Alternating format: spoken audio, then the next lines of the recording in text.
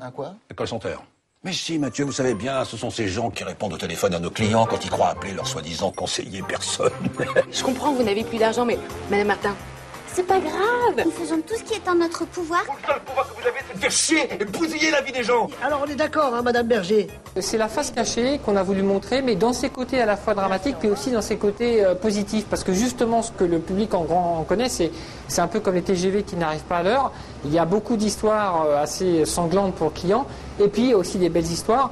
Celles qu'on a voulu raconter dans le film, notamment qu'avec un peu de débrouillardise et puis beaucoup de solidarité, de temps à autre, les télévendeurs font des choses extraordinaires. Et donc on a essayé avec le réalisateur de rester justement sur ce fil jaune entre la vraie vie, qui peut être des fois grave, et puis qui des fois est aussi plus plaisante. Si le prospect vous dit qu'il a déjà trop de crédit, vous lui proposez la réserve Crédit Plus. Mais si les gens peuvent pas payer? C'est la beauté de la chose.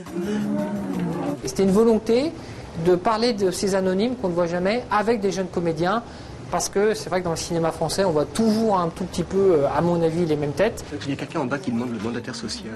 Mandataire social? Mais je risque de m'apprendre dans ce trou, moi. Et j'avais envie de raconter l'histoire des vrais gens, et les vrais gens avec des comédiens qu'on ne voit pas toujours. Je pense que ça pouvait mieux passer. On a 10 jours. 10 jours pour sauver le call. Alors, RIB, bon de commande, acompte, souscription, plateforme opérationnelle H24. Ah bah écoutez, tout va très très bien. Je maîtrise la situation, ne vous inquiétez pas.